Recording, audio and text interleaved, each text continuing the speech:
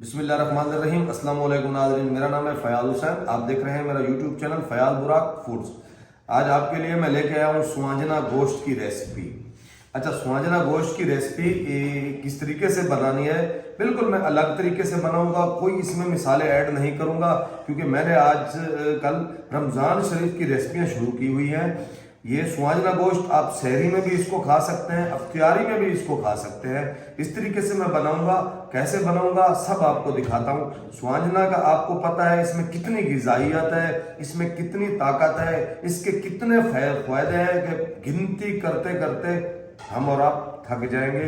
बहुत फायदेमंद चीज़ है सुहांजना। मैं आपको दिखाता हूं। मैंने पहले बॉयल करके रखा हुआ था। उसको बॉयल करने का जो तरीका है ना, मैं आपको वो समझाता हूं। अच्छा देखें, ये मेरे पास मटन का गोश्त है। मैंने 3 पाव मटन का गोश्त लेके इस तरीके से अच्छे तरीके से इसको धो लिया था। कुछ मैंने सीने की बोटियां ली हैं, ये देखें 2 अदद मैंने लिए हैं, लिया है। ये मेरे पास बाकी बोनलेस का इसका मटन का गोश्त है, ठीक है। 2 पेड़े मेरे पास ये हैं सुहांजने के। ये मैं आपको दिखा दूं, इसको मैंने 2 पानी में, बाजार से ये मिल जाता है, अच्छे तरीके से साफ करके 2 पानी में, पहले एक पानी में मैंने 10 मिनट के लिए बॉयल किया, फिर उसको मैंने निकाल के पानी करके फिर दूसरे पानी में मैंने इसको बॉयल किया। इस तरीके से बॉयल करके मैंने देखें इसकी इस तरीके से पेड़ियां बना ली, ठीक है। इस तरीके से ये सुहांजना, इसको मैंने आपको तरीका बता दिया किस तरीके से इसको बॉयल करना है। इस तरीके से इसको बॉयल करके आप फ्रिज में इसको रख सकते हैं। पूरा रमजान शरीफ आप इसको फ्रीजर के अंदर रख सकते हैं या विजी कूलर में रख सकते हैं। इसको फिर आप निकाल के आराम से पका सकते हैं। रमजान शरीफ में इसको ज्यादा से ज्यादा इस्तेमाल करें। इसमें बहुत ज्यादा ग़िज़ाइयत है, इतनी ग़िज़ाइयत है कि यकीन जाने बहुत जबरदस्त चीज है। आइए शुरू करते हैं। इस तरीके की मैंने कढ़ाई ले ली है। अच्छा, आपको पता है रमजान शरीफ है, हमने ज्यादातर ऑयल सरसों का इस्तेमाल करना है। ये मेरे पास सरसों का ऑयल है, देखिए इस तरीके से तकरीबन 200 ग्राम के करीब मैंने सरसों का ऑयल ऐड कर दिया। अच्छा, इसको पहले क्या करना है आपको पता है, मैं अपनी हर रेसिपी में बताता हूं। हमने इसको पहले अच्छे तरीके से गर्म कर लेना है। इसके अंदर से धुएं को निकालना है, क्योंकि इसके अंदर की हमक खत्म हो जाएगी। फिर हम इसमें चीजें अपनी ऐड करेंगे। जब तक ऑयल हमारा गर्म होता है हम अपनी कटिंग शुरू करते हैं। 1 अदद मैंने देखें बड़े साइज का प्याज लिया है। इसको मैं इस तरीके से काट लूंगा। प्याज को काट के मैं डाल दूंगा इस बाउल के अंदर। 5 अदद टमाटर है, अब इनकी भी हमने कटिंग कर लेनी है। अब इस तरीके से हमने अपने टमाटर काट लेने हैं, देखें बारीक करके।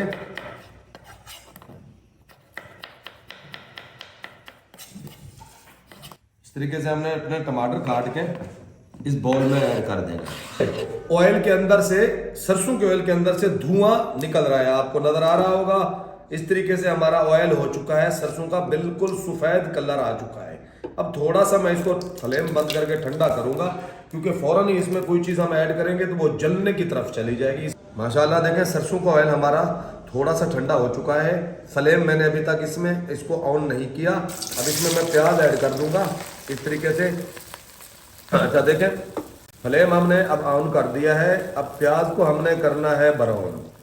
अच्छा, आपको एक बात बता दूं, कभी भी आप गोश्त के अंदर सब्जी ऐड कर रहे हैं ना, कद्दू, बैंगन, आलू, कोई भी चीज ऐड कर रहे हैं ना, तो उसको बनाने का तरीका यह है कि आप प्याज को लाजमी ब्राउन कर लें, जिस तरीके से मैं कर रहा हूं। माशाल्लाह प्याज हमारा ब्राउन हो रहा है।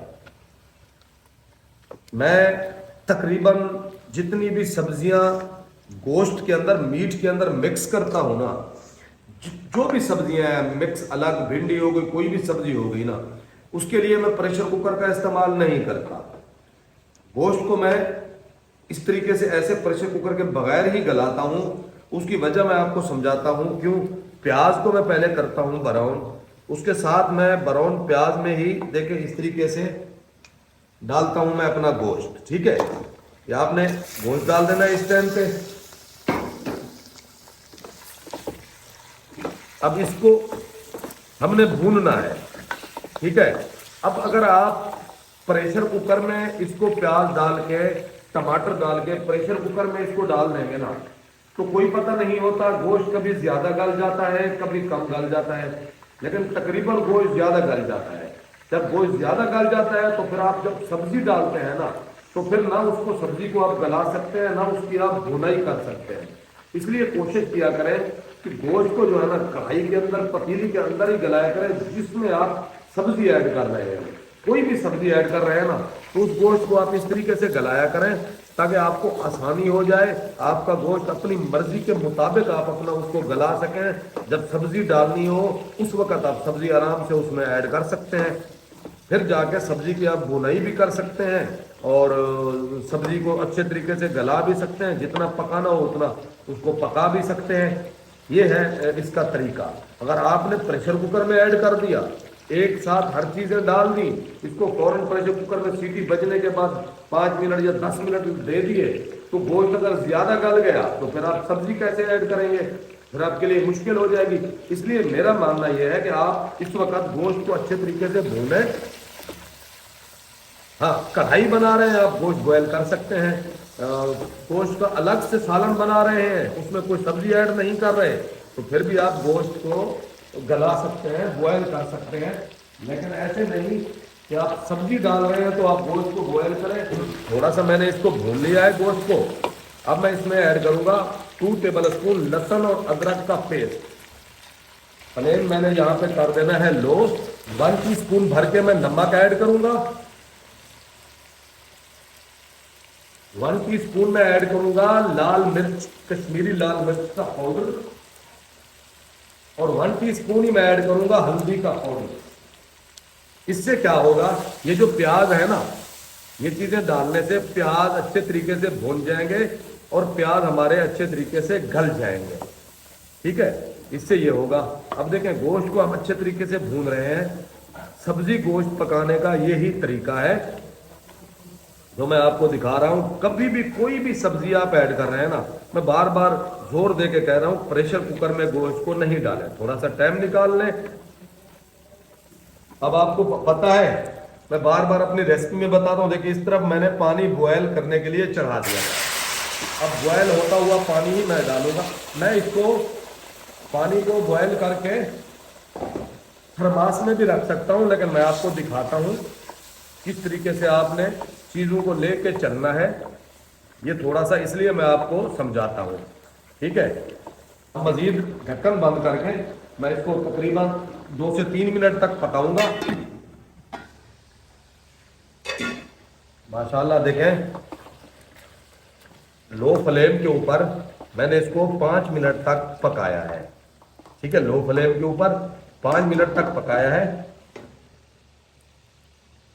अब मैं इसमें ऐड करूंगा ये टमाटर जो मैंने काटे थे, ये हमने ऐड कर देते हैं। देखें, ये मेरे पास 6 अदद हरी मिर्चें थी।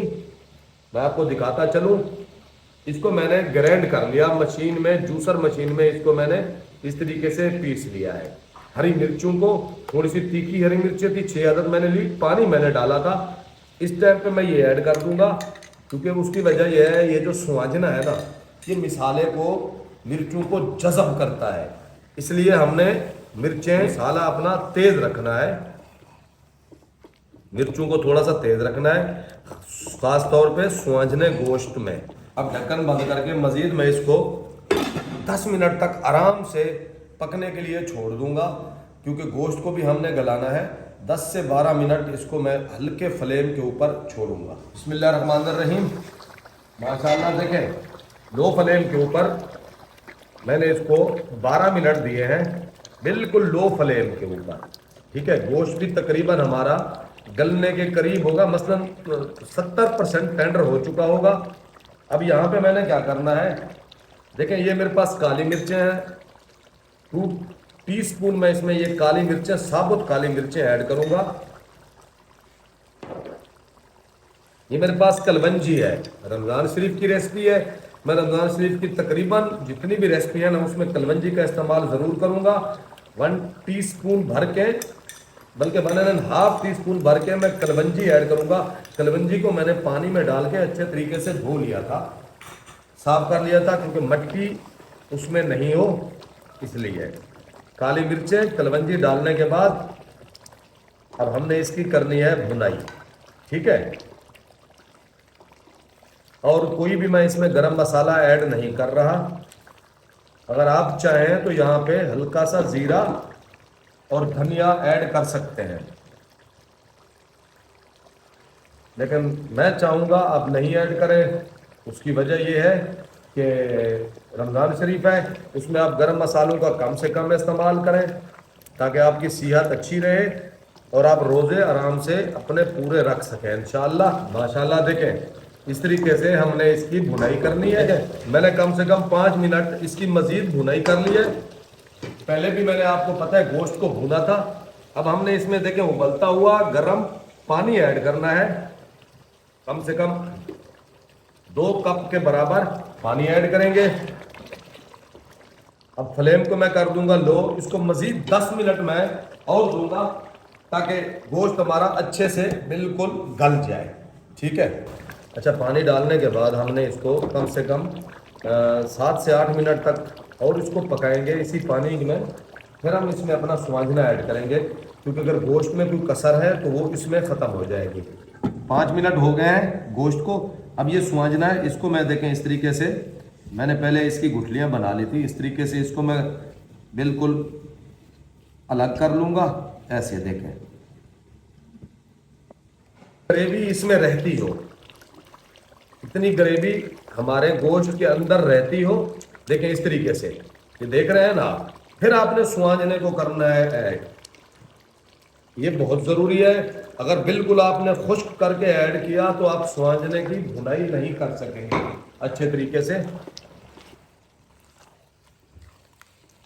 मुझे लग रहा है इसमें थोड़ा सा पानी और जाना चाहिए, मैं पानी थोड़ा सा और ऐड करूंगा क्योंकि हमने सुवांजने को भी पकाना है। हाँ, अब मजीद हमने इसको देखें ढक्कन बंद करके लो फ्लेम के ऊपर कम से कम 7 मिनट तक पकने देंगे।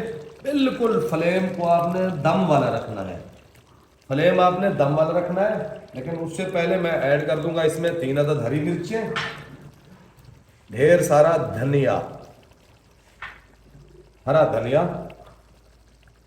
ढक्कन बंद कर देंगे, इसको मजीद 7 मिनट तक हम पकाएंगे। बिस्मिल्लाहिर्रहमानिर्रहीम। अच्छा देखें माशाअल्लाह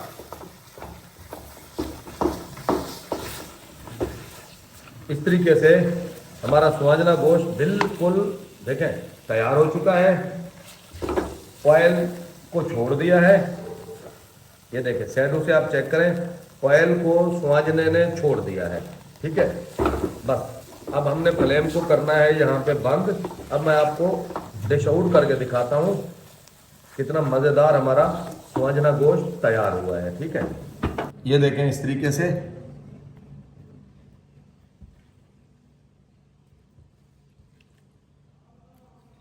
चेक करें आप। बिस्मिल्लाहिर्रहमानिर्रहीम।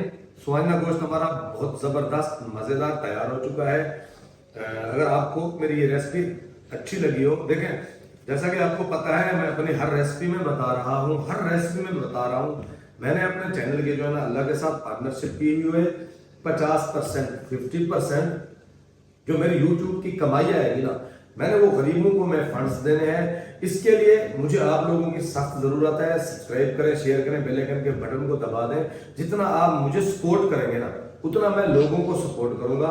ये मैंने एक अल्लाह से वादा किया हुआ, एक अहद किया हुआ है इंशाअल्लाह, और मैं इस पर पूरा भी उतरूंगा इंशाअल्लाह अल्लाह के हुक्म से। शुक्रिया, अल्लाह हाफिज।